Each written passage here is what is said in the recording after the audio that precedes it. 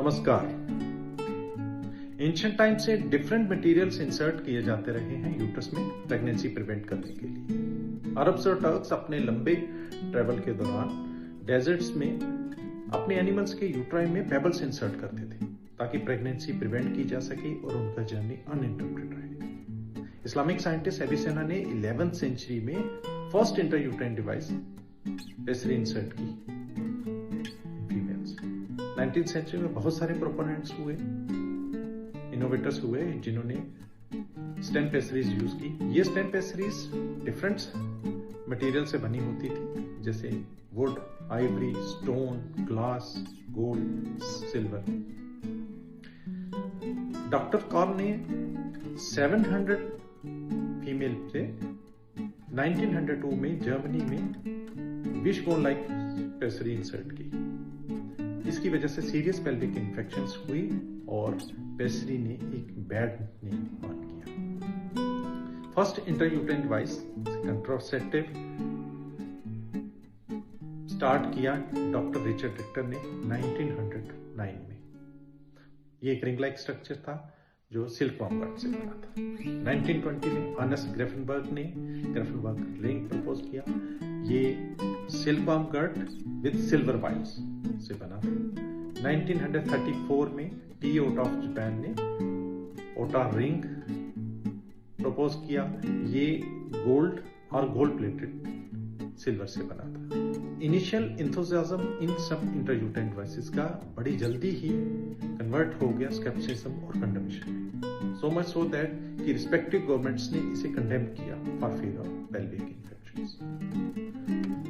1959 से लेकर 1962 तक पॉपुलेशन काउंसिल ऑफ यूएसए ने $1.5 मिलियन स्पेंड किए, वास्ट रिसर्च और डेवलपमेंट प्रोजेक्ट्स किए इंट्रायूट्राइन डिवाइसेस पे। और 1962 में इंटरनेशनल कॉन्फ्रेंस हुई, वर्ल्ड वाइड फिजिशियंस ने अटेंड किया, अपने एक्सपीरियंसेस शेयर किए। इसमें मार्गलिस ने और जैक लिपिस ने अपने इंडिपेंडेंट एक्सपीरियंस शेयर किए with the use of A biologically inert plastic material जो मोल्ड किया जा सकता हो अपनी डिजायर्ड कॉन्फ़िगरेशन में और रिवर्ट बैक किया जा सकता हो after being paint of state. इसका नाम था polyethylene. So first plastic intrauterine devices Lippes, loop और मार्गलिस बने थे। लिपिस ने इसे फर्दर मॉडिफाई किया, इनोवेट किया और इसके साथ अटैच किया एक मोनोफिलामेंट नायलॉन थ्रेड ताकि इसकी डिटेक्शन और रिमूवल इजी हो। साथ ही साथ इस प्लास्टिक मटेरियल को इम्प्रेगनेट किया विद बेरियम सल्फेट, ये रेडियोपेक हो सके और मिसप्लेस्ड इंट्रायूट्राइन डिवाइसेस के केस में हेल्प मिल सके रिमूवल। सेकेंड वर्ल्ड कॉन्फ्रेंस हुई 1964 में। इसमें कंक्लूड किया गया कि इंट्रायूट्राइन डिवाइस एक सेफ मोडेलिटी है कंट्रासेप्शन में, और दूसरा कंक्लूजन था कि of all the available intrauterine devices of that time none is superior to other. Professor Brook Davis ने और लेरिस ने डाल्कन शीट 1967 में उसकी इनिशियल एंथुसियाज्म, बाद में इसकी डिफेमेशन क्योंकि पेल्विक इन्फेक्शंस हुई। First medicated intrauterine device copper 7 और कॉपर 3 थी। ये हॉवर्ड टैटम और जेन जिपर ने 1969 में। कॉपर टी की शेल्फ लाइफ इंप्रूव हो, इसमें सरफेस एरिया कॉपर का बढ़ाते हुए जो प्रेजेंट डे कॉपर टीज हैं, जैसे कॉपर टी 375 जिसे मल्टीलोड बोलते हैं, कॉपर टी 380A जिसे पैरागार्ड बोलते हैं, ये की गई। और कॉपर की वायर की फ्रेगमेंटेशन ना, क्योंकि वायर का साइज 0.25 मिलीमीटर होता है। फ्रेगमेंटेशन अवॉइड करने के लिए कॉपर की स्लीव्स या सिल्वर की कोर को इम्प्रोवाइज किया गया। जहां तक गवर्नमेंट ऑफ इंडिया के हर हॉस्पिटल में कॉपर टी 375 जैसे मल्टीलोड बोलते हैं फ्री ऑफ कॉस्ट अवेलेबल है। साथ ही कॉपर टी 380 कॉपर टी 375 में वर्टिकल शैफ्ट में कॉपर रंग होता है in the form of wire. इसका सरफेस एरिया होता है expose surface area 375 millimetre square. जो आर्म्स हैं ये सेरेटेड फिन्स होते हैं ताकि ये without stretching uterine cavity hold कर सके। ये रेडियोल्यूसेंट होते हैं, वर्टिकल शाफ्ट रेडियोपेक होती है। शेल्फ लाइफ 5 ईयर है इसकी। डाटा प्रॉपर्टी 380A है। ये रेडियोपेक आर्म्स में 33 मिलीमीटर स्क्वायर इन ईच और वर्टिकल शाफ्ट में 314 मिलीमीटर स्क्वायर कॉपर होता है। शेल्फ लाइफ इसकी 10 ईयर्स है।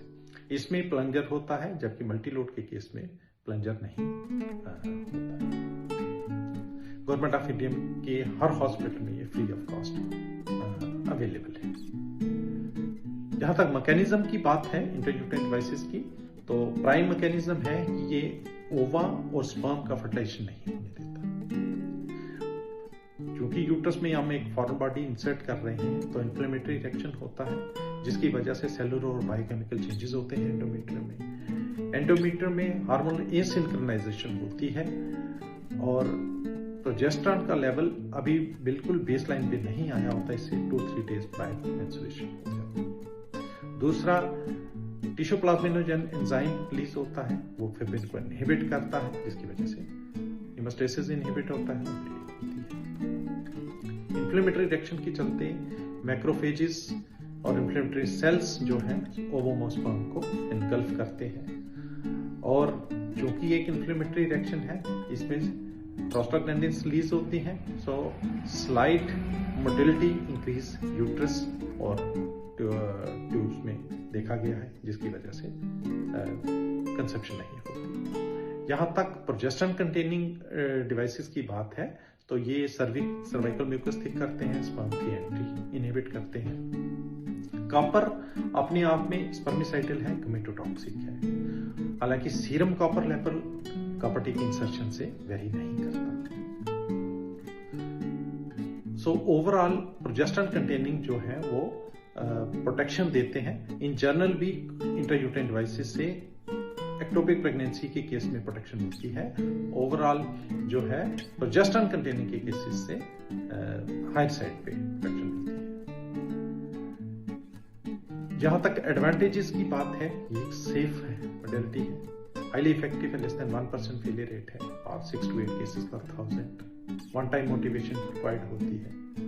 ब्रेस्ट मिल्क फीडिंग मदर के इंसर्ट की जा सकती है, क्योंकि मिल्क की ड्यूरेशन, क्वांटिटी, क्वालिटी, कंपोजिशन पे कोई फर्क नहीं पड़ता, सेक्स लाइफ पे कोई फर्क नहीं पड़ता, कोई मेडिकल इंटरेक्शन, ड्रग्स की इंटरेक्शन नहीं है।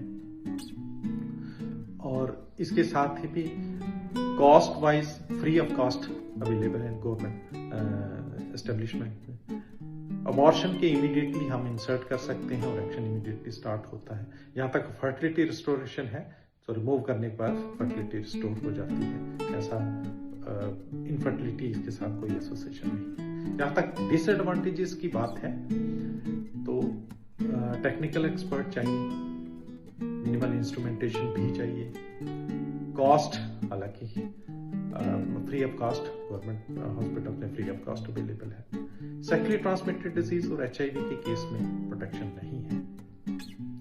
Slight discomfort, pain, dysmenorrhoea, irregular bleeding, spotting, excess bleeding कुछ ही केसेस में होती है, लेकिन ये फर्स्ट 3 मंथ तक ही मैक्सिमम होती है और बाय दैट टाइम ये सेटल हो जाती है।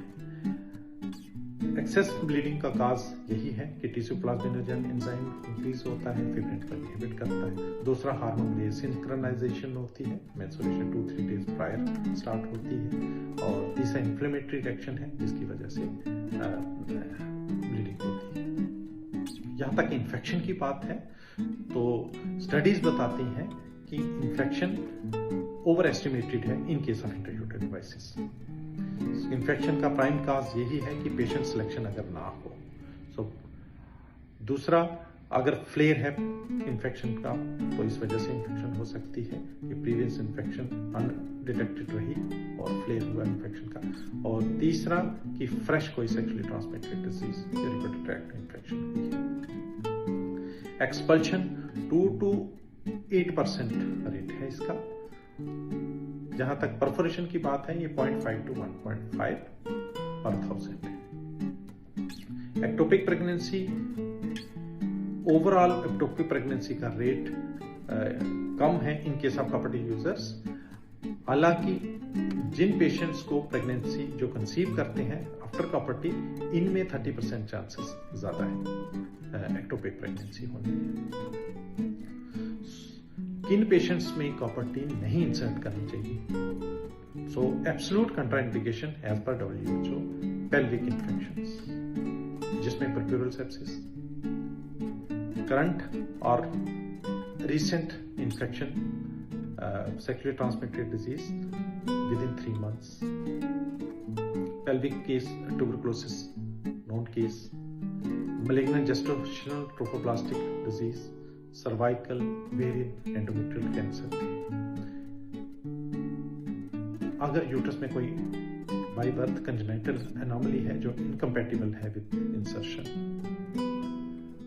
अनडायग्नोज्ड वैजाइनल ब्लीडिंग कंट्राइंडिकेशन है, एलर्जी टू कॉपर और विल्सन डिजीज। हालांकि सीरम कॉपर इससे मर्डर नहीं होता।